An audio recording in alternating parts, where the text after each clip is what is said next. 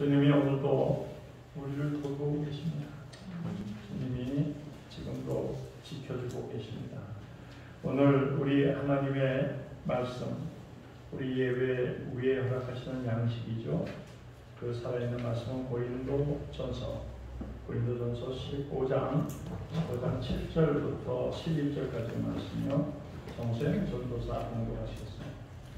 그 후에 야고보에게 보이셨으며 그 후에 모든 사도에게와 맨 나중에 만삭되지 못하여 난 자와 같은 내게도 보이셨느니라. 나는 사도 중에 가장 작은 자라.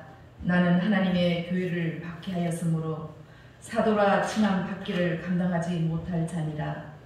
그러나 내가 나된 것은 하나님의 은혜로 된 것이니 내게 주신 그의 은혜가 헛되지 아니하여 내가 모든 사도보다 더 많이 수고하였으나 내가 한 것이 아니요 오직 나와 함께 하신 하나님의 은혜로라.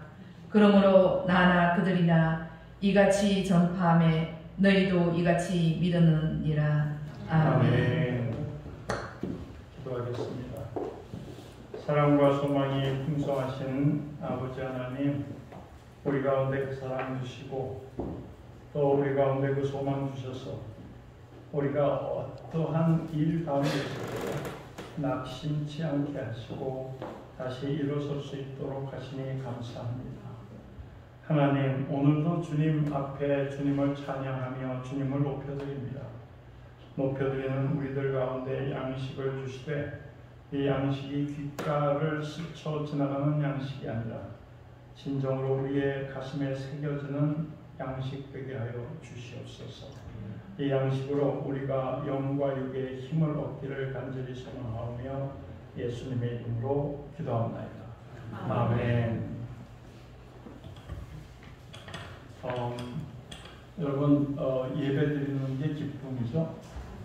기쁘실 줄 믿어요. 물론 세상에서 살아가는데도 기쁨은 있어요. 즐거움이라고 얘기할 수 있죠. 여러분들이 친구를 만나거나 혹은 또 집안에 좋은 일이 생기고 이런 일들 통해서 기쁨을 누리면서는 갈 수 있습니다. 즐거움.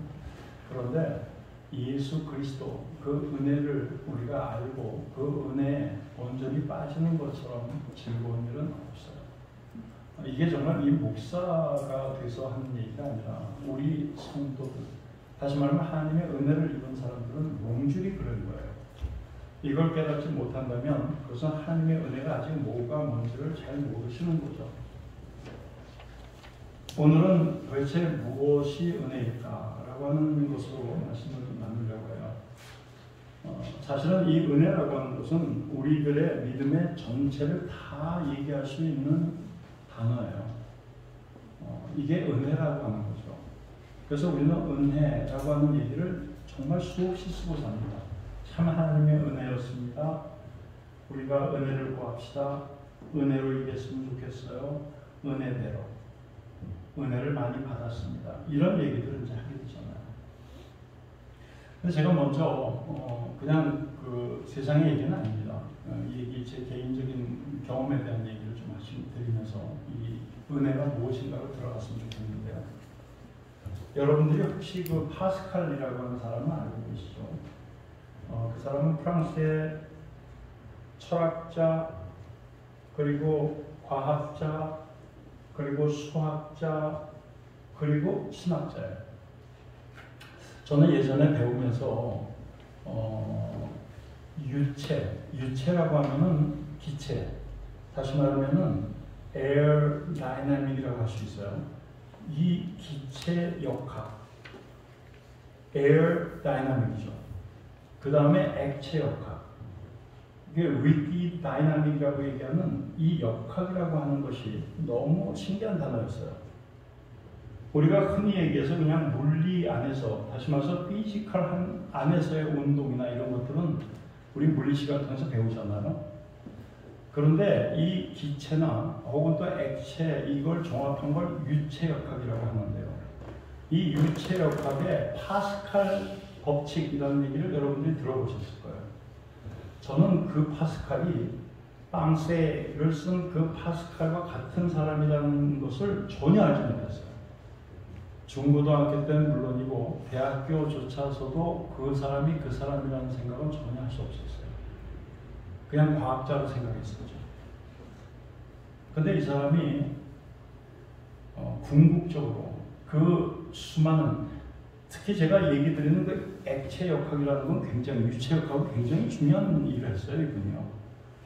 여러분들이 흔히 얘기해서 요즘에, 예전에는 그랬습니다. 운전하려면 정말 고생스러웠어요. 핸들도, 어휴, 그거 뭐, 서 있는 상태로 핸들 돌린다는 건 거의 불가능할 정도예요.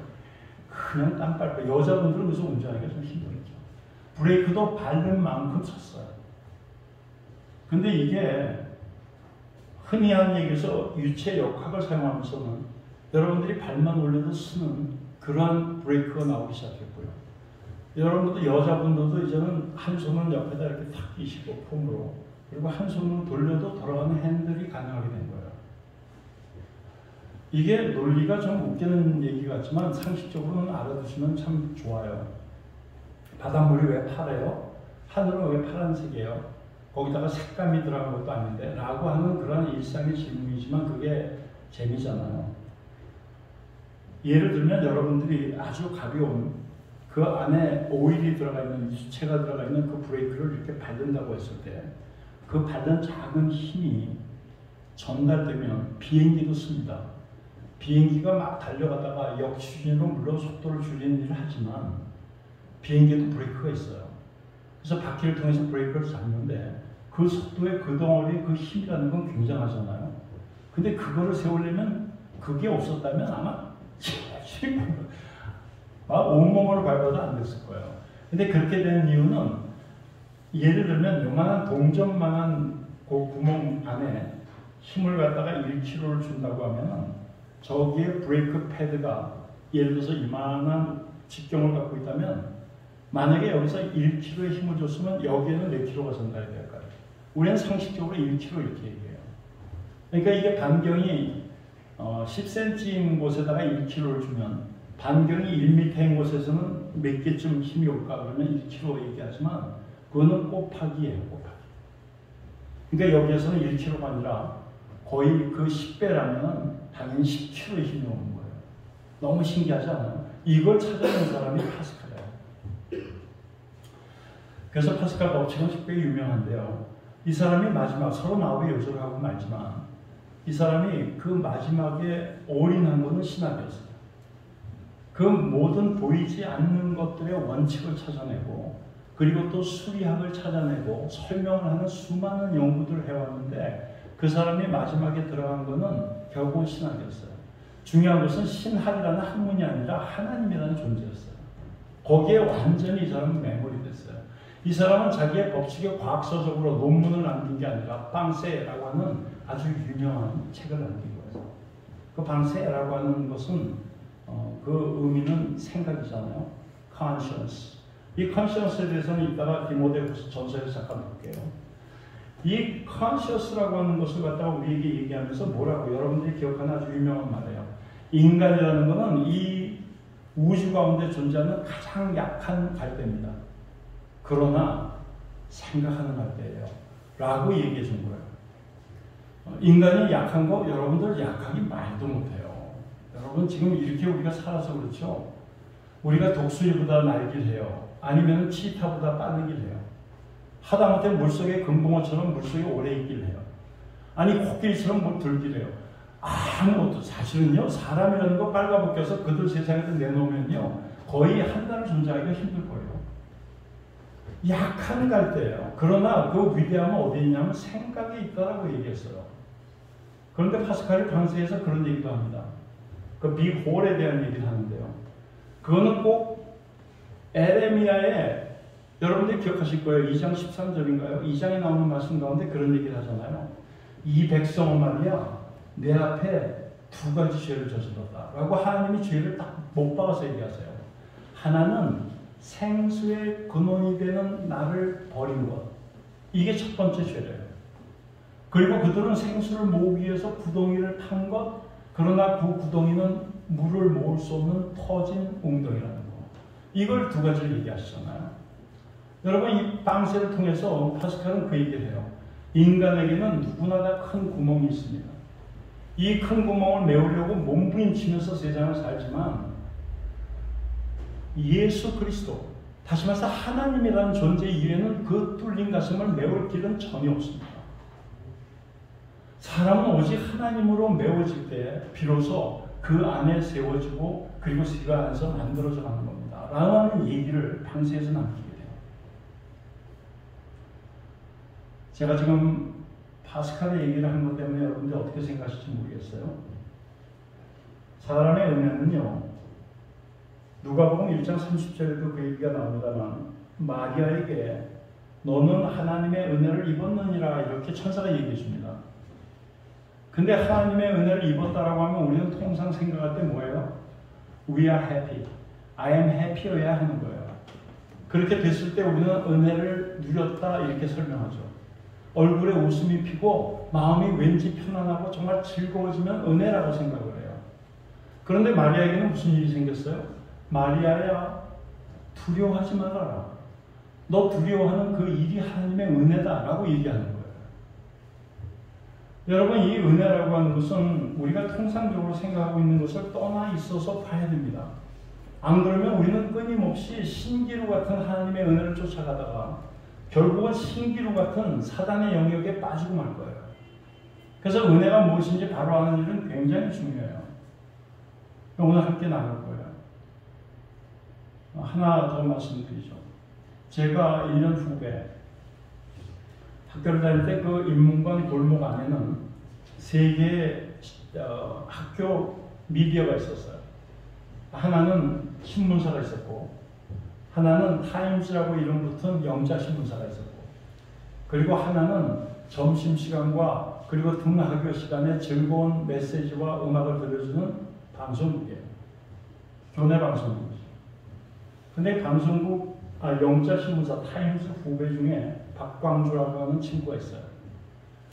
이 친구는 참 독특한 친구였어요. 가끔씩 그런 사람이 나오는 게 아니라 우리 주변에 반드시 있습니다.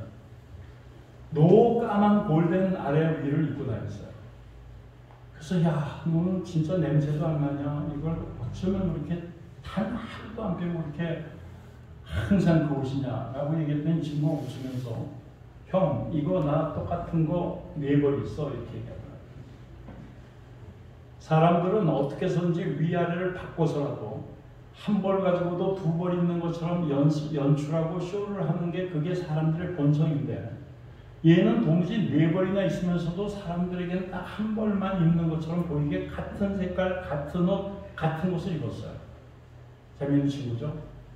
박광주가 누구냐고요? 여러분들 나이 드신 분들은 대충 기억하는 것처럼 햇빛 쏟는 거리에서는 웃자, 웃자. 우리는 너나 없는 이방인 왜 서로를 사랑하지 않나? 라고 하는 노래 그 작곡 작사한 애예요.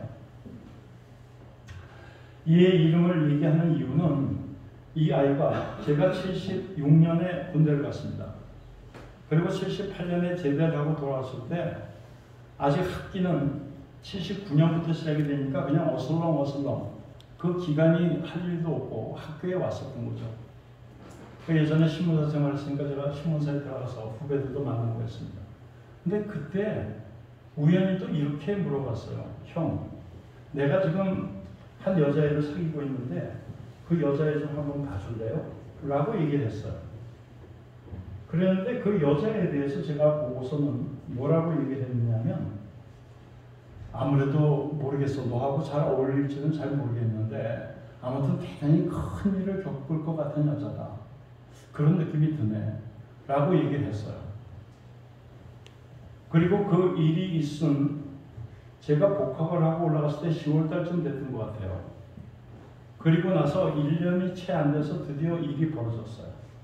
그게 여러분들이 기억하시는 것처럼 1979년 제대한 다음 해 10월 11일이에요.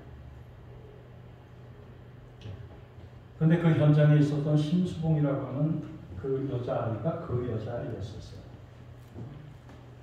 이 친구가 굉장히 힘들어하고 괴로워했었어요. 아무튼 그 현장에 있었던 것만으로 트라우마나이즈라고 얘기했죠. 트라우마나이즈. 아무튼 이 데미지가 굉장히 컸던 것 같아요. 정상적으로 연애를 하지 못했어요. 그리고선 전혀 소식을 못 듣고 살았죠. 그리고 저도 이제는 예수를 믿으면서 그리고 또 미국에 들어가면서 거의 관심을 갖지 않고 살게 됐었어요. 그런데 어느 날 제가 우연히도 신문 기사를 하나 보게 됐죠.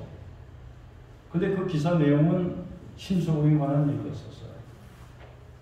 이 사람이 강남에 자기의 집의 1층을 교회에 내줬다는 거예요. 그래서 그 교회가 들어와서 자리가 잡히면 나가고 또 새 교회가 돈이 없어서 강남에서 개척하는데 전혀 형편이 안 된 교회가 들어와서 또 자리 잡으면 나가고 그래서 세 번째 교회가 지금 들어오게 됐다라고 하는 기사였어요. 깜짝 놀랐어요. 그때 전에 들었던 그 얘기로는 심수봉이라고 하는 사람이 겪었던 건 지옥이었어요. 지옥. 자기 앞에서 사람이 총에 맞아서 죽어가고 피투성이가 됐던 그 일은 그만두고라도 너무 충격이 커서 이 사람이 살아가면서 계속 끊임없이 뭔가에 기대지 않으면 안 돼서 점을 보러 다니고 미래를 점치는 사람에게 계속 매여 있었던 삶을 살 정도였어요. 이 사람이 교회에 자기 집을 내주는 일을 했다는 거예요. 관심 있어서 들여다봤어요. 예수를 만났대요. 너무너무 감사한 일이었어요. 저는 그 이후부터 심수봉이라고 하는 가수의 노래들을 가끔씩은 음미하기 시작했어요. 그게 부르기 위해서가 아니라 나는 온 세상 하나가 당신 하나로 변해버렸어 라고 하는 해바라기 따라 도는 사랑인가 뭐 이런 노래가 있죠. 그것이 자기 신앙의 고백이라고 생각해요. 예수 한 분 들어오고 나니까 세상에 자기가 갖고 있던 모든 삶의 가치가 그분 하나로 변해버리는 거예요. 얼마나 아름다운 노래예요. 그야말로 그 고백을 했던 이 심수봉이라는 사람, 이전에 그냥 콧노래처럼 불렀다면 저는 다시는 어떠한 노래도 듣지 않았을 거예요. 그런데 이 사람이 불렀던 노래가 있어요.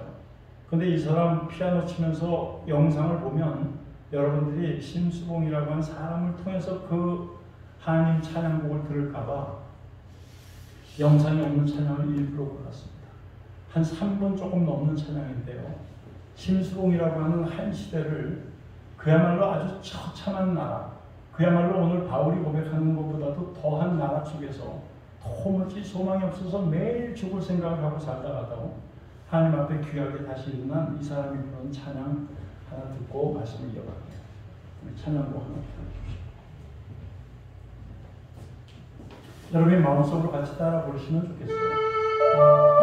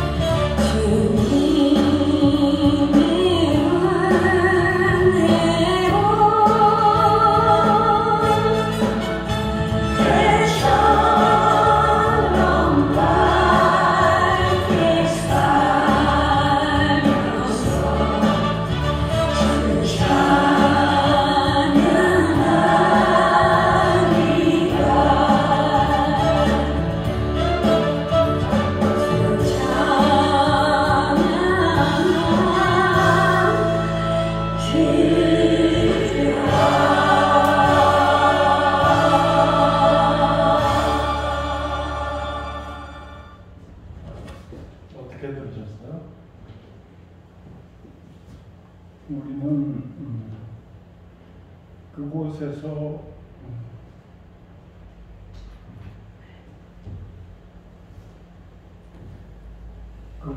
주님과 함께 주님 찬양하면서 사는 게 소망이 된 사람으로 말도 안 되는 존재를 바꿔주신 거. 이게 은혜예요.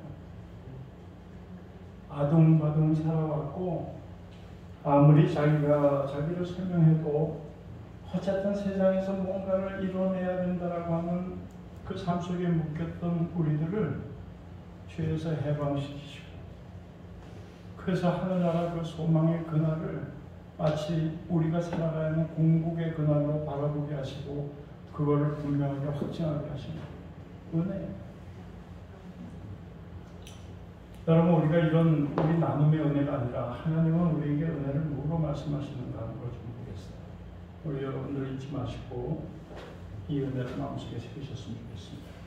오늘 하나님의 말씀의 내용을 보면 은혜가 두 가지로 나타나요. 하나는 10절에 있는 것처럼 내가 나 된 것은 하나님의 은혜라고 얘기해요. 이게 첫 번째예요. 내가 나 된 것은 하나님의 은혜예요. 두 번째 하나님의 은혜가 또 하나 나타나요. 그거는 10절 후반부에 있는 거예요. 내가 모든 사도보다 더 많이 수고했지만 수고하게 하는 것 하나님의 은혜다, 이렇게 해요. 하나님의 은혜가 두 가지로 나타나는 거 보이시죠? 우리는 은혜 그러면 그냥 앉아서 그냥 받아먹듯이 따박따박 받아먹고 누리는 것만 은혜라고 생각을 해요. 그런데 오늘 하나님은 은혜는 네가 너 된 것 은혜고, 네가 너 되었으니 마땅히 그 된 삶을 살아내는 것, 그게 은혜다, 이렇게 얘기하시는 거예요. 그런데 먼저 얘기하는 그 내가 나 된 것의 은혜는 두 가지가 있어요. 먼저는 내가라고 하는 것은 여기에서 얘기하는 내가로는 8절에 있는 것처럼 맨 나중에 만삭되지도 못한 덜 떨어진 것 같은 나에게도 보이신 거예요. 다시 말해서 내가라고 하는 내는 만삭이 되지 못한 덜 떨어진 자예요. 그런데 그런 자가 나 되었어요. 그거는 9절에 나타나는 사도가 된 거예요. 이게 문자적으로 오늘 주시는 하나님의 은혜인 거예요. 죄송합니다. 한마디로 얘기해서 덜 떨어진 자가 사도가 된 것, 이게 하나님의 은혜예요. 여러분들은 어떠세요? 하나님의 은혜를 어떻게 지금 확증하실 수 있어요? 예전에 내가는 누구셨고 지금의 나는 도대체 어떻게 바뀌셨어요? 그걸 아는 게 은혜예요. 그리고 그것이 은혜인 거예요. 우리가 이것을 바울이 얘기하는 것처럼 그냥 만삭되지 못한 덜 떨어진 이 정도 가지고 우리 성이 차질 않아요. 그죠? 이런 거는 조금 겸손하게 표현해도 이렇게 표현할 수 있어요. 그리고 사도? 이게 무슨 하나님의 은혜로 정점을 올라가는 자리도 아닌데 사도쯤 되었다고 해서 이것이 하나님의 은혜라고 얘기하기는 쉽지 않은 거예요. 그래서 바울이 사도라고 하는 이름으로 얘기하고 싶은 것, 그리고 미처 만삭이 되지 못한 채로 세상에 나온 덜 떨어진 자라고 얘기하는, 덜 익은 자라고 얘기하는 그것은 도대체 무엇인가 라고 하는 걸 좀 들여다봐야 되겠어요.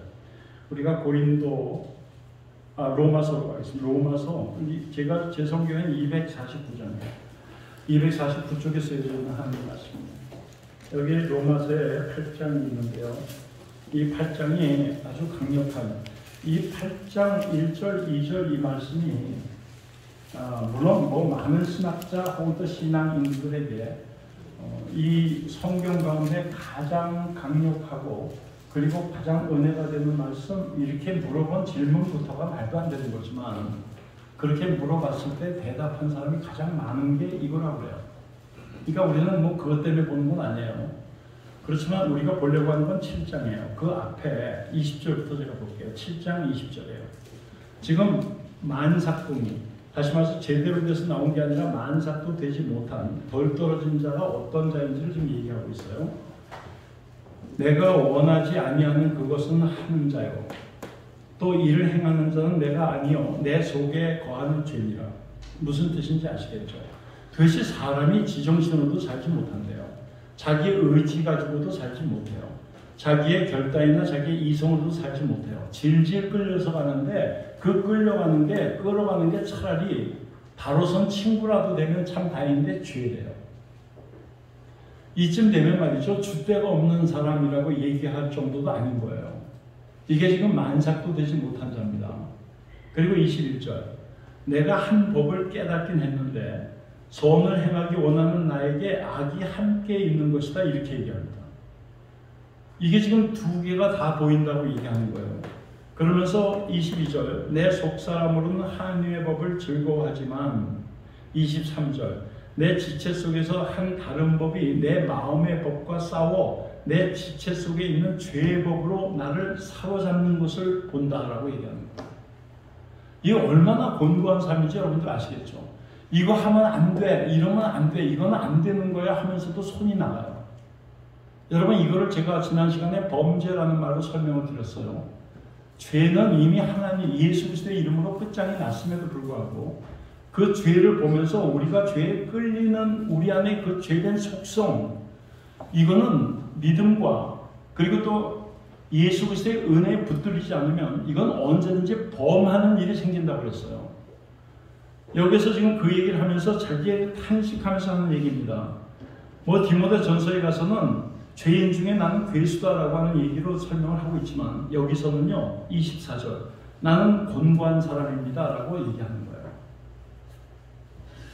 그러면서 나를 누가 건져낼까라고 하는 탄식하는 바울이에요. 이 바울이 어느 순간에 말이에요 8장 1절로 가면은 그냥 그러므로라고 얘기해요. 그러므로인지는 알겠어요. 근데 25절에 주 예수 그리스도로 말미암아 된 일이에요. 이게 어떤 일이 벌어졌냐면 이제 그리스도 예수 안에 있는 자에게는 결코 정죄함이 없나니 이는 그리스도 예수 안에 있는 생명의 성령의 법이 죄와 사망의 법에서 너를 곧 나를 해방하였습니다. 이게 무슨 말씀인지 문자적으로 여러분들 이해되시죠? 근데 여러분 그 주의 깊게 보셔야 될 단어가 여기에 두 군데가 있어요. 하나는 뭐냐면 이 일이 벌어지는 이 기가 막힌 완전히 끝장난 인생이었다가 완전히 하나님께 쓰여지는 하나님의 사람으로 바뀌는 말도 안 되는 이 변화가 오직 하나 그리스도 예수 안에서 이루어진다는 사실이에요. 여러분 그래서 이 바울은 그리스도 안에서라고 하는 표현을 물경 수백 번을 씁니다. 에베소서에서만 30몇 번이 나올 정도니까 아무튼 서신서에 하나님 예수 그리스도 안에서라고 하는 이 and Jesus라고 하는 말이 없이는 설명이 되지 않을 정도예요. 이게 바울 신학의 핵심이에요. 그리스도 안에 들어가는 거예요. 근데 이 그리스도 안에서 어떤 일이 벌어졌냐면 해방됐다라고 얘기하잖아요. 어디로부터 해방됐냐면 정죄함이 없이 죄와 사망의 법에서 해방된 거예요. 제가 이 말씀을 여러분들께 드리면서 주의 깊게 보셔야 되는 내용은 바로 그거예요. 우리는 해방됐다 그러면 묶여있던 어느 착고에서 그냥 풀려버리는 걸 해방이라고 생각해요. 우리는 이 해방이라고 하는 것은 곧 죄인이요 그 다음에 자유인 둘 중에 하나로 설명되어지는 단어로 우리는 여긴단 말이에요. 다시 말하면 노예가 풀려나면 노예가 해방되면 자유인이 돼요. 근데 그 자유인은 우리가 성경에서 얘기하는 하나님의 자유인이 아닌 거예요. 여러분들 그게 무슨 뜻인지 아시겠어요? 여러분들이 태어나셨어요. 어디에 10달 동안 갇혀 계셨다고요? 어머니 자궁에. 그러다가 거기서 해방이 되는 거예요. 드디어는 완전히 거기에서 생명을 얻어서 나오는 거예요.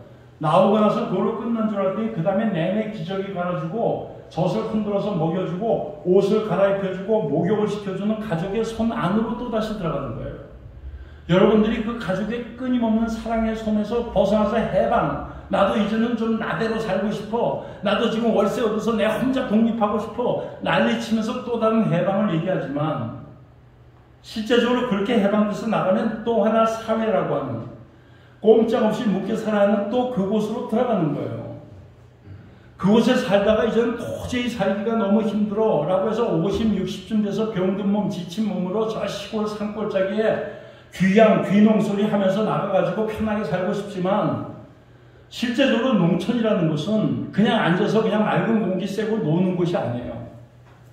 그렇게 놀면은 그 농촌에 있는 그 공동체 사람들과 같이 엮여지지가 않아요. 이 사람들은 손이 고받고 손톱이 빠지도록 땅을 파는 사람들이에요. 어떤 돈 있는 놈 하나가 집 하나 줘서 기가 막히게 세워놓고 지집 안에다가 찻집 차려놓고 그러고 산다라고 생각을 하지 저 사람이 우리 공동체로 들어왔다고 생각하지 않아요. 어쨌든 그 착각된 삶을 사는 거예요.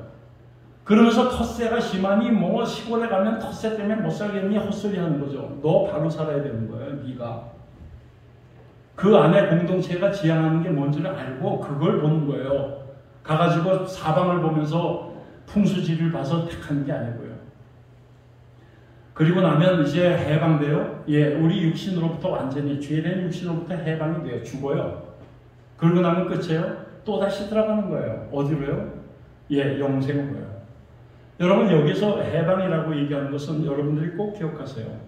성경에서 얘기하는 해방은 set free from 무엇으로 끝나는 게 아니에요. 이게 from이라고 얘기하지만 어디로부터 나온 해방인데 이게 어디로부터 나온 해방이냐면 예수에게 들어가는 해방이라는 거예요. 예수에게 묶여 사는 삶. 이게 은혜예요. 여러분 오늘 그걸 바울은 오늘 15장에 그렇게 설명하는 거예요. 고린도전서에서. 내가 나 된 것은 그냥 내가 너고 가라고 설명하는 그런 식의 얘기가 아니고요.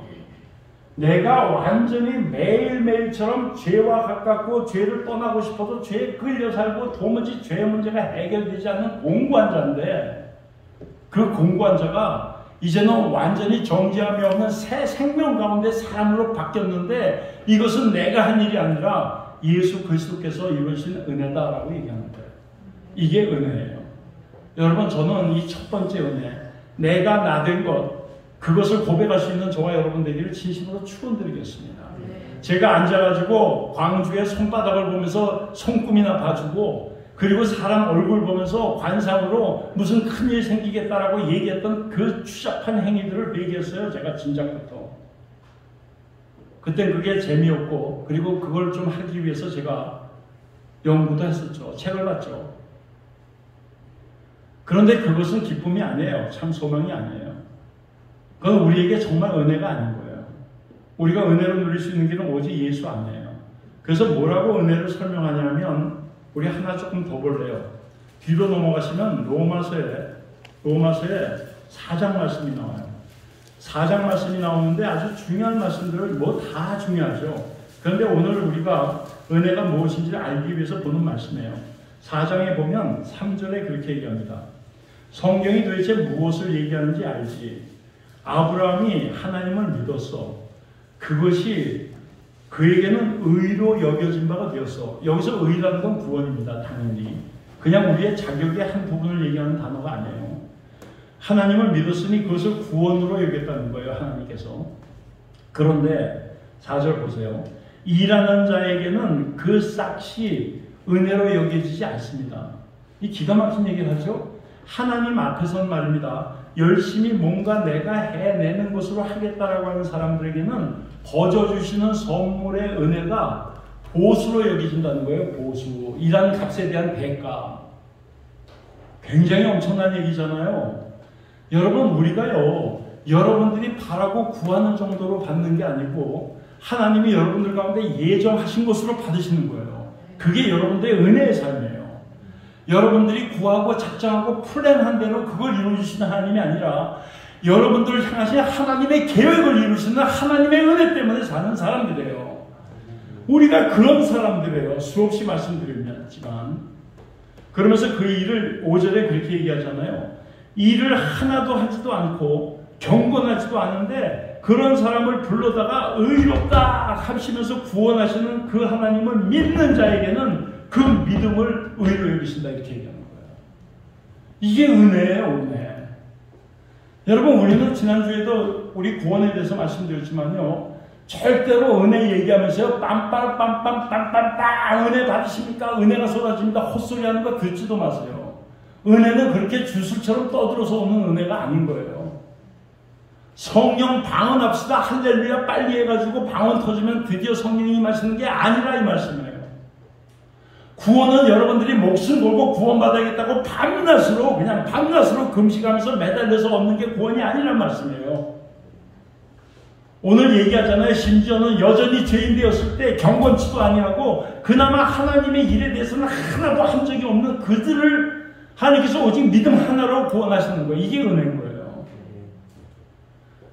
우리가 예수 믿으면서 이 대한민국 교회가 그동안에 뭘 해왔는지는 잘 모르겠어요. 물론 저도 그 안에서 신앙생활을 해왔긴 했지만 우리 신앙을 온통 말이죠. 무슨 전부 다 그들이 원하는 것처럼 그냥 군대화 시켜놨어요. 군대. 이럴 때는 이렇게 하고 그래가지고 심지어는요. 고통스러울 때 저는 그런 책도 봤어요. 자녀에 대한 고민이 있을 때 뭐 1번 2번 쫙 해서 그거 찾아가지고 읽는 거예요. 그래가지고 거기에 해당되는 말씀을 또 쫙 써놨어요. 그거 읽으면서 그 한 기절 자식들이 너에게 상급이니라 이런 얘기를 막 아멘하고 위로받고 그래요. 지금 토종비결 책 보시는 거예요. 어떻게 하나님의 은혜를 쫓고 하나님이 주신 우리의 은혜를 알아가는 길에 그 토막 한 귀절을 갖다가 그 캐다고리 안에 쫙 분류해 놓은 그 책을 보면서 여러분들의 문제를 해결하겠다고 매달리시냐 이 말이에요. 도대체가. 여러분 제가요 우리가 함께 고민해야 될 부분이지만 우리들이 갖고 있는 믿음의 고백들이 얼마나 엄청나게 잘못되어 있는지 수도 없어요. 하다못해 오늘도 기도하시는 우리 우십사님은 뭐에 대해서 얘기 드리는 건 아니지만 기도할 때 저 단상에 세우는 껍데기 같은 권상준 하나님께서 입을 주장하셔서 제발 저 자리에 서 있을 만한 자로 말씀 전하게 해주세요 라고 얘기하는 게 사실은 옳은 기도예요. 존경하고 사랑하고 높으신 우리 귀하신 목사님 이런 얘기를 하나님 앞에 감히 어떻게 해요? 저를 진짜 어떻게 하신다고. 하나님 축복해 주세요. 축복은요 무슨 축복이에요. 하나님이 복의 근원이신 분이 뭘 복을 빌어요. 빌기는. 이런 말들이요 아무것도 아닌 것 같으세요? 여러분들의 신앙을 다 막판에 다 삐뚤어 놓은 그 모든 것들이에요. 은혜가 아주 대표적인 거거든요. 은혜 그러면 다 참고 그냥 넘어가고 쉬쉬하는 게 은혜로 알아요. 시끄럽게 나오는 게 은혜가 아닌 줄 알아요. 여러분 마리아에게 그렇게 얘기하신 내용을 잘 귀담아 들으셔야 돼요. 마리아야 두렵냐? 두렵지. 처녀가 지금 애를 뱉다니 네가 두렵지. 오늘날 같은 세상에도 손가락질 받고 도대체 그 안에서 사람들 무리 가운데 쫓겨날 일이 태생일 텐데 그때 당시에 그것도 약혼한 정혼까지 한 처녀가 결혼할 남자를 정해놓은 여자가 도대체 무슨 짓을 했길래 임신을 하고 애를 배 그 난리가 나지. 두렵지. 근데 그게 하나님의 은혜입니다. 하나님의 뜻이 이루어지는 게 은혜예요. 여러분 우리들 삶 가운데 내 뜻이 이루어지고 내 원하는 게 이루어지는 게 아니라 하나님이 원하시는 게 이루어지는 게 은혜예요. 그래서 오늘 바울이 고백한 이 고백의 첫 번째 고백에는 두 가지를 우리가 보셔야 돼요. 은혜는 첫 번째 자기가 만삭이 안 된, 자기가 참으로 저주받은, 자기가 참으로 곤고한, 자기가 죄인의 계수임을 아는 일이 은혜인 거예요. 여러분들이 분명하게 깨닫는 일이잖아요. 여러분들이 은혜를 누리시려면 한마디로 해서 여러분들이 얼마나 죄인인지를 끔찍하게 고백하면 정말 여러분들 안에 차고 넘치는 은혜를 직시하게 돼요. 너무나 정확하게 보게 돼요. 눈물 없이는 그 십자가 찬양을 할 수가 없게 돼요. 우리가 주님의 그 길을 어떻게 눈물 없이 쫓아갈 수가 있어요?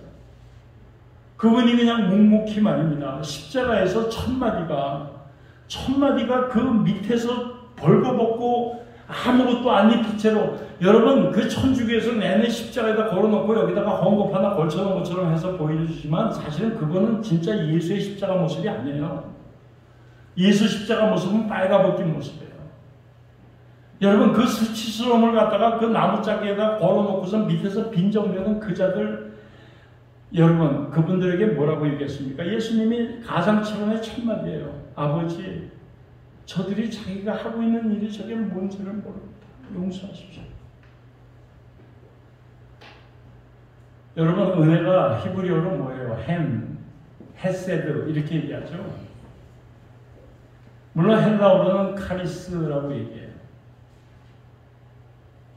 영어로는 그레이스라고 설명하죠. 그런데 이 헨이라고 하는 헤세드는 사랑이에요.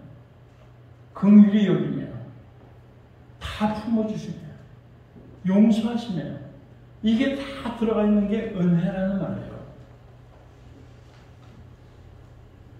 여러분, 우리는 십자가를 보면서 그 은혜를 누리는데 첫 번째 얘기가 오늘 다시 한번 말씀드리지만 우리들이 얼마나 가망성이 전혀 없는 존재였던가를 깨닫는 그러한 저와 여러분들이 되기를 진심으로 축원드리겠습니다.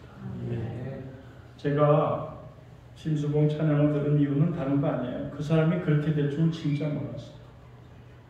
정말 혀를 늘 차면서 그냥 소식을 들을 때마다 혀를 쭉쭉 찾던 사람인데 그 사람이 살아났어요. 예수 때문이었다는 거예요. 너무 감사했어요. 정말 너무너무 좋았어요. 전혀 남이 아니라 그나마 조그만 끈이라도 그렇게도 연결돼서 봤던 사람이고 알았던 사람이라 그래요. 나라고 했던 것, 그 끔찍한 죄인이라는 것, 그 중에서도 괴수급이라는 걸 여러분들이 고백하는 그런 하나님의 은혜가 여러분들 가운데 있게 되기를 부탁드리겠습니다. 두 번째는 그런 나임에도 불구하고 내가 아무것도 하지 않았음에도 불구하고 오늘 로마서에서 고백하는 것처럼 완전하게 해방시키셔서 그리스도 예수 안에 있게 하신 게 은혜예요. 도저히 우리는 거기 염두도 아니 지나가면서 흙깃 보면서 마음에 흠모할 수도 없는 그 안으로 들어가게 하셨어요. 그냥 구경만 해도 우리는 감격할 터인데 구경이 아니라 그 안으로 들어가게 하셨어요. 여러분, 이게 은혜예요. 우리 아까 기도하시면서도 그런 기도를 하셨는데 정말 가슴에 어쩌면 그 말씀이 탁 와서 제가 참 은혜가 됐어요. 여러분, 하나님의 얼굴을 보여주셨어요? 안 보여주셨어요? 모세가 누구예요? 시내산에 올라가서 하나님과 대면했다고 그랬어요. 그 대면했는데 그 대면인데 얼굴을 직접 볼 수 없도록 뭐가 꼈어요? 가득히 안개가 꼈어요. 구름이 가득했다고 그랬어요. 그래서 대면을 하고선 얘기는 하셨지만 저기 하나님 앉으셔서 가부좌 트시고 모세는 여기서 고개 숙이고 한 그런 만남이 아니었음에도 불구하고 하나님의 임재라고 하는 게 그걸 막아줬어요. 그리고서 모세가 한번 또 부탁을 하잖아요. 하나님을 한번 봤으면 좋겠습니다. 라고 얘기했을 때 하나님께서 뭐라고 그래요? 내 등 보여주마 라고 얘기하시면서 등을 보여주셨어요. 여러분, 이게 무슨 뜻인지 여러분들도 대충 이해가 되세요? 하나님은요, 우리 앞서가시는 하나님이세요. 우리는 늘 언제나요, 하나님 앞에 뭘 해야겠다라고 하나님을 마주섰을 때 은혜를 느끼질 못하는 존재예요. 하나님이 워낙 크셔서요. 너무 압도적이셔서. 우리는 언제 은혜를 알아요? 하나님이 나를 끌고 저만큼 지나가시면 아, 그게 은혜였구나라는 걸 아는 거예요. 그래서 기도를 그렇게 하시는데 제가 마음이 뜨거워지더라고요. 그렇지. 왜 하나님 등을 보게 하셨을까? 늘 지나가고 나시면 그게 은혜인 줄 아는 거예요. 하나님 등을 보면서. 여러분들 지금 은혜가 어떻고 저떻고 여러분들이 손을 내밀어서 잡을 생각 하지도 마세요. 오직 첫 번째 말씀드린 것처럼 여러분들이 얼마나 황망한 존재인지, 입만 열면 죄악됨이요, 행동만 하면은 그게 죄가 되는 존재인지를 깨닫는 일만 여러분들이 시작을 하신다면, 그 은혜가 시작된다면 이제 그 모든 것들을 새롭게 하셔서 생명의 존재로 바꿔주셔서 하나님의 사람으로 틀어주셔서 예수 그리스도 안의 삶을 사는 은혜를 또한 허락하실 줄 믿습니다. 이 일이 저와 여러분들 가운데 있게 되시기를 진심으로 축원드립니다. 여러분들이 어디로 가듯인지 정말 하나 공동체라고 하는 그 이름, 예수 그리스도의 이름을 당당하게 붙들고 가셔서 사람들마다 여러분들을 만나면서 예수를 만나게 하시고, 그리고 또 그 공동체가 기도하는 그 모든 것들이 그분들을 통해서도 이루어질 수 있는 통로가 되어 주시기를 주님의 이름으로 축원드리겠습니다. 우리는 이렇게 생각하는 일로 살아간다 하지만 하나님은 아주 구체적으로 역사하시는 하나님이신 거예요. 우리가 오늘 말씀을 계속 보면 두 번째 은혜에 대해서 그렇게 얘기하죠. 내가 모든 사도보다 더 많이 수고하였으나 내가 한 것이 아니고 오직 나와 함께 하신 하나님의 은혜입니다 라고 얘기해요. 이 함께라고 하는 것에 대해서 새벽기도 때 사도행전으로 여러 번 말씀을 드렸어요. 이거는 하나님의 손, 예수 그리스도의 손을 잡고서 그렇게 가다가 여차하면 내가 필요하면 정신 팔려서 먹을 것, 입을 것 보느라고 손을 놓쳐버리는, 엄마 손을 놓쳐버리는 아이를 얘기하기 위해서 함께가 아니에요. 이 함께는 임마누엘이라고 하는 말로 설명하시잖아요. 이건 곧 뭐냐 하면 연합을 얘기해요. 그냥 너와 내가 하나 되어진 거예요. 이 하나 되어진 것은 떼낼 수가 없어요. 예를 들면 말입니다. 여기 밀가루에다가 누룩을 넣고 그것을 막 섞어버리면 밀가루 하나와 누룩 하나를 떼내기가 도저히 불가능한 것처럼 그렇게 섞이는 거예요. 그렇게 하는 게 함께예요. 여러분들이 성경책 들면 계시다가 성경책 놓으면 나가시고, 여러분들이 혹은 또 사람들 필요한 모임에 가면은 떠나셨다가 다시 예배당이나 성경 말씀 피고 두 손을 모으면 찾아오시는 성령이 아니시라 이 말씀이에요. 그분은 여러분들과 함께요. 뭐로도요? 세상의 어떤 것으로도 구별해서 요거는 네 거, 요거는 하나님 거라고 잘라낼 수 없을 만큼 그렇게 강력한 반딩으로 되어 있는 그 사랑이라고 얘기하는 거예요. 여러분, 이것을 뭐로 이겨요 도대체? 이거를 도대체 뭐로 끊을 수가 있어요? 그걸 얘기하면서 우리들에게 하시는 말씀이에요. 내가 너무너무 많은 것들을 수고하지만 그게 다 하나님의 은혜야 라고 얘기하잖아요. 함께 하시는 은혜라고. 그러니까 누구예요? 하나님이 하셨다는 거예요. 우리가 도대체 뭘 했길래 그게 은혜일까? 우리가 그건 좀 봐야 되잖아요. 오늘 수고를 많이 했다고 하는데 그놈의 수고가 무슨 수고인지 우리는 알 수가 없어요. 아니 물론 성경 전체를 통해서 나타나긴 해요. 그래서 그 말씀을 우리가 함께 보기 위해서요. 우리 디모데 전서를 좀 함께 볼게요. 디모데 전서예요. 디모데 전서로 가면 여러분들 하나님의 은혜로 바꿔주셨습니다. 여러분들을 죄인이지만 돌아설 수 없는 자리로, 그리고 여러분들은 자격이 없지만 하나님께서 긍휼과 사랑으로 하나님의 모든 것들을 유산으로 받을 상속자로 바꿔주셨어요. 이건 엄청난 일을 하나님이 하신 거예요. 은혜예요. 그런데 두 번째, 우리가 그렇게 은혜를 받았으므로 우리가 감당하는 일이 은혜가 되는 것들이 있어요. 이걸 우리들이 해내야 되는 거예요. 우리가 하나님의 은혜를 받았으면 이것으로 하나님의 은혜를 증명해내는 거예요. 내가 어떻게 바뀌었는지가 그냥 드러나게 되는 일이잖아요. 그 드러나는 일들을 이렇게 설명하고 계신 거예요. 12절부터 볼게요. 여러분들 성경에는 거기에 부제가 은혜를 감사하다 이렇게 써놨을 거예요 아마. 이 지금 누구에게 얘기하는 거예요? 디모데에게. 디모데는 자기가 사역과 동력의 차원을 떠나서 영적으로 자기가 임신했다가 하나로 새 생명으로 만들어낸 자기 아들이에요. 영적인 아들. 이 영적인 아들에게, 더군다나 목회를 하고 있는 아들에게 하나님의 은혜로 해야 할 일에 대해서 얘기하고 있어요. 다시 말하면 하나님의 은혜가, 이 일이 하나님의 은혜다라고 얘기하는 거예요. 12절부터 보겠습니다. 먼저 두 가지가 나와요. 나를 능하게 하신 예수 그리스도. 이 먼저 하나님의 은혜를 먼저 증거하죠. 그럼요. 자기는 뭐라고요? 여기에서 얘기하는 것처럼 13절에 비방자였고 박해자였고 폭행자. 이 말이 지금 이래서 그렇죠. 이건 양아치라는 얘기예요. 아주 하나님 앞에는 양아치. 도대체 돌아설 길이 전혀 없는 생양아치 같은 자였는데 나에게 능하게까지 하셨다. 그냥 구원 정도가 아니에요. 능하게까지 하신 것. 하나님의 은혜를 얘기하잖아요. 이 하나님이 주권적으로 주신 이 은혜가 있으니 내가 어떻게 해야 된다고요? 감사해야 된다는 걸 먼저 얘기해요. 여러분 감사 회복하셔야 돼요.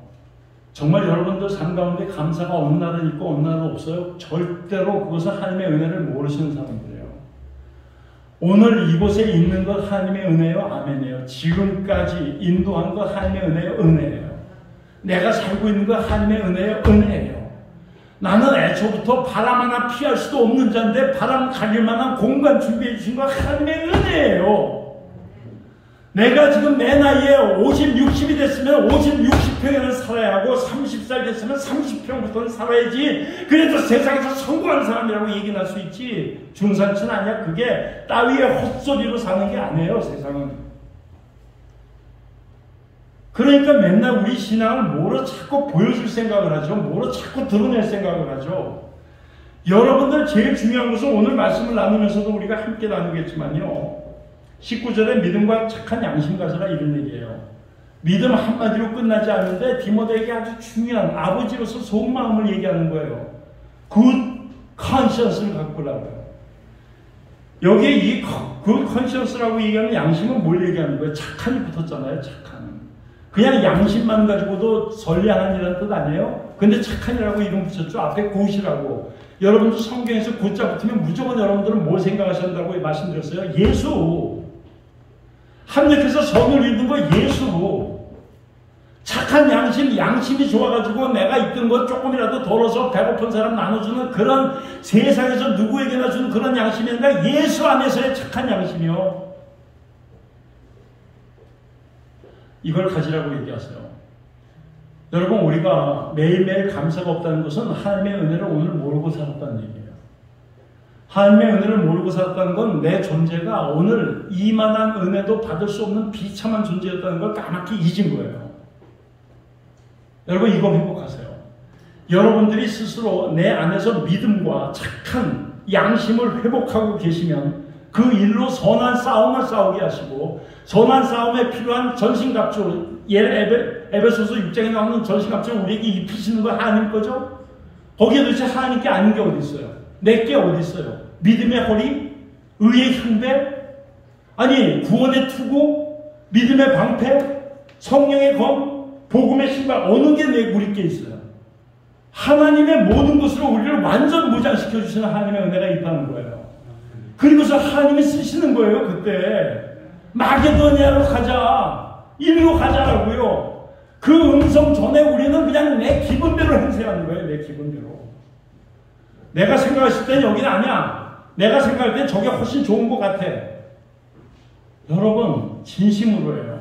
여러분들은요, 안에서 여러분들의 신앙을 완성하는데 전념하세요.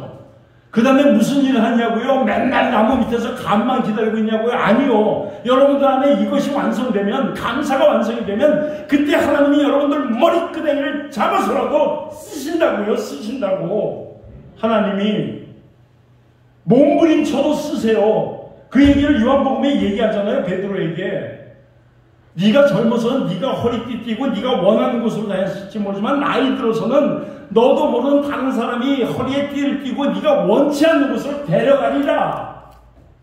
데려간다고 자신있게 얘기하세요. 주님이. 여러분들이 뭘 어떻게 하시겠다고 그러시는 거예요. 정말 하나님께서요, 여러분들의 머리끄댕이를 잡아서 끌고 가실 때까지 버티는 게 차라리 낙심하지 않는 길이에요. 여러분, 하나님의 은혜를 누리신다면 여러분들이 살고 있는 그 현장, 그 자리에서 매사 하나하나가 얼마나 감동인지 얼마나 감사한지 말도 못해요. 여러분들 그것 좀 회복했으면 좋겠어요. 하루에도 수백 번씩 감사하다, 정말 감사하다, 이것을 고백할 수 있도록 여러분들 심령이 은혜 가운데 회복되시기를 진심으로 축원드리겠습니다. 두 번째, 하나님이 하시는 일 가운데 우리에게 직분 맡기셨대요. 여러분, 여러분들이 무슨 직분 받는 거예요? 목사 말할 것도 없고요. 장로, 안수집사, 권사, 이거 지금 어디 가서 말이에요, 내가 이만큼 믿었습니다라고 명함색이라고 주는 거 아니에요. 하나님께서 우리들에게 어떻게 해요? 예, 한 일을 위해서 부르시는 거예요. 한 일을 위해서 맡기시는 거예요. 여러분, 이 일은 우리가 하고 말고, 내가 좀 바쁘고 내가 좀 겸손해서, 아니면 내가 지금 처지가 안 돼서, 내가 아직 믿음이 안 돼서 라고 피하는 자리가 아닌 거예요. 이거는 뭐를 위해서 직분 주신다고요? 15절. 모든 사람들이 다 들어서도 마땅히 반드시 들을 만한 말씀을 하는데요, 그것은 그리스도 예수께서요, 우리 죄인을 구원하시려고 이 세상에 오셨다라고 하는 그겁니다 라고 얘기하는 거예요. 여러분, 주 예수 그리스도를 전하는 건 복음을 전하는 삶이죠. 직분이 뭐 하는 거예요? 다른 거 없어요. 여러분, 복음 전하는 거, 이게 여러분들 사명이에요. 이게 하나님의 은혜고요. 여러분들 세상 가운데 복음이 그냥 전해집니까? 하나님의 은혜를 체험한 자가 전하게 되는 거예요. 정말 예전에는 그런 생각 많이 했었죠. 뭐, 내가 지금 처지가 이래가지고 야, 복음 전하는 일이 이게 되는 일일까? 그렇잖아요, 그죠? 누구나 다 그런 생각 좀 해요. 내가 지금 처지가 말이죠, 아이고 목사님 아직은 그거 하지 마세요. 제가 지금 아직도 월세 살고요. 지금 처지가 말이 아닙니다. 그거는 네 처지고 하나님이 얘기하시는 거예요. 하나님이 쓰시겠다는데 세상의 처지는 관심이 없어요. 하나님은 그 일을 통해 가지고 우리를 은혜 자리로 끌어내시겠다고 하시는 거예요. 마리아가 두려워하지 말라고 부탁하면서 그게 은혜다라고 얘기한 것처럼 내가 지금 할 수 없는 그 처지인데 어떻게 교회의 그 일을, 공동체의 그 일을 맡아요? 내가 어떻게 다른 사람들을 위해서 기도하겠어요? 나도 기도하지 않고 있는데 그 얘기는 은혜 자리로 끌어내려고 하시는 말씀이에요. 그게 여러분들이 다 어느 날 내가 이걸 받을 만한 자리가 됐으니 갑니다라고 얘기하면 그건 이미 그 사람은 거기에 합당한 사람이 아닌 거예요. 여러분들 가운데 하나님의 은혜로 직분, 그 직분이 뭔지 보세요. 나는 아직 안수집사님이고 믿은 지 몇 달밖에 안 됐으니까요. 그게 지금 여기서 얘기하는 직분이에요. 여러분들이 해야 할 마땅한 의무를 얘기하는 거예요. 여러분들이 해야 할 의무는 예수 안에 들어와서 여러분들이 죄의 껍질을 벗은 모든 사람들에게 공히 하나님이 맡기신 일, 복음 전하는 일이에요. 여러분 이거 한 시간도 놓치지 마세요. 여러분들이 무슨 처지가 어때서 복음 전할 처지가 안 되고 나는 아는 것도 없고 나는 정말 내 부끄러워서 나는 말씀을 못 전해요. 그게 중요한 게 아니에요. 여러분들을 그걸 꺼내내시는 건 하나님의 은혜인 거예요. 세 번째요. 16절.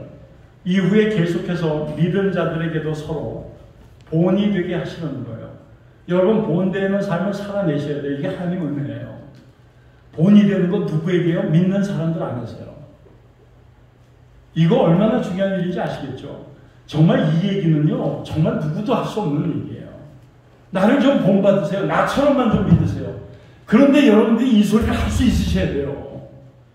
지금 막 예수 믿어서 어떻게 하면 돼요? 나를 쫓아하세요.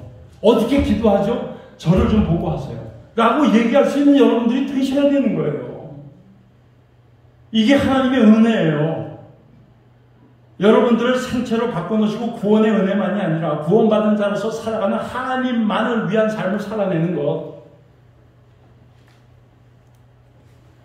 여러분들이 아시는 것처럼 로마서 14장의 말씀처럼 그렇게 얘기하잖아요. 우리가요, 우리들 가운데는요, 자기를 위해서 죽는 사람 없고요. 우리들 가운데 자기를 위해서 사는 사람도 없습니다. 우리는 그저 오직 주를 위해서 살고 주를 위해서 죽습니다. 라고 얘기하는 거예요. 여러분 이게 얼마나 중요한 내용인지 여러분들도 아시잖아요. 여러분들 본받으라고 하는 것은 여러분들 안에 예수 때문에 본받으라고 얘기할 수 있는 당당한 믿음이 있어야 된다는 얘기예요. 여러분들 삶에 뭘 보면 저는 여러분들에게 본받으라고 전혀 예수를 빼놓고는 전혀 한 톨도 여러분들께 말씀드릴 게 없어요. 근데 제 안에서 저를 만들어 가시고 제 안에서 저를 일하게 하시는 그 예수만큼은 여러분들이 본받으셔야 돼요. 여러분들이 당당하게 본받는 삶까지 가는 은혜를 제대로 누리는 복된 여러분 되시기를 주님의 이름으로 축원드리겠습니다. 그리고 네 번째입니다. 네 번째는 17절에 얘기하고 있죠. 영원하신 왕 예수 그리스도예요. 그런데 그 예수 그리스도 썩지 아니하시는 분이죠. 보이지는 않아요. 그런데 홀로 한 분이신 하나님이세요. 이분께 어떻게 해야 된다고요? 존귀, 영광 이것을 영원 무궁토록 드려야 하는 거예요. 이게 은혜의 삶이에요. 여러분 이렇게 생각하니까 존귀와 영광을 어떻게 영원토록 드리지? 어떻게 있을지어다라고 얘기하지? 라고 여러분들이 생각하시겠지만 그 중에 가장 대표적인 게 뭐예요? 예배예요. 예배. 우리 인생의 삶 가운데 진정으로 그분이 높으시고 그분만 높이고 그리고 또 그분 앞에 나를 결단해내고 그리고 그분 앞에 철저하게 나의 죄를 내려놓는 것은 오직 예배를 통해서 가능한 거예요. 여러분 예배하는 삶이 얼마나 은혜의 삶인지 우리는 인생 정리하는 그 단계에 가면 여실없이 확증시켜 주실 거예요. 여러분들의 삶을 통해서 예배로 승복을 얻던 여러분들의 삶을 그 열매를 통해서 하나님이 확증시켜 주실 거예요. 하나님의 은혜의 열매가 무엇인지를 말입니다. 여러분 우리가 하나님이 우리를 택하시고 도대체 넘을 수 없는 그 벽을 넘게 하셔서 구원하신 하나님의 은혜를 입었다면 우리는 그 하나님을 끝까지 증거하고 그 하나님을 높이는 또한 또 다른 은혜의 삶을 살아가야 될 줄로 믿습니다. 그런 삶이 저와 여러분들 가운데 있게 되시기를 진심으로 축원드리겠습니다.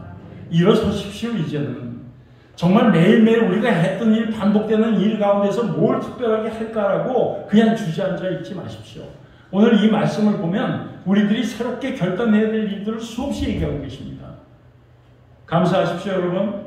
그리고 여러분들의 맡겨진 일 그것은 복음을 전하는 일이니 절대로 앞선으로 생각하지 마십시오. 그리고 여러분들이 당당하게 공동체 안에서는 나를 본받으라 얘기할 만큼 예수에게 붙들려 사십시오. 그리고서는 예수 그리스도 삼위일체 하나님을 온전히 높여드리는 삶을 살아내십시오. 이것이 은혜인 줄 믿습니다. 이걸 우리가 위해서는 우리가 19절에 얘기하면서 디모데에게 부탁하는 거예요. 우리들에게 부탁하는 거예요. 믿음을 지키십시오. 그리고 착한 양심을 가져야 합니다. 이 얘기를 하는 겁니다. 이 얘기를 왜 바울이 하고 있을까? 믿음 하나로 끝나면 되지 않는가?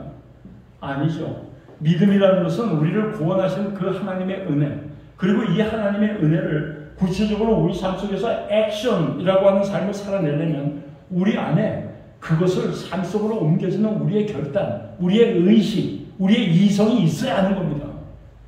이게 은혜에 또한 사로잡혀 있을 때 우리는 믿음만큼 살아내는 자가 되는 거예요. 거듭난 자가 되는 거죠.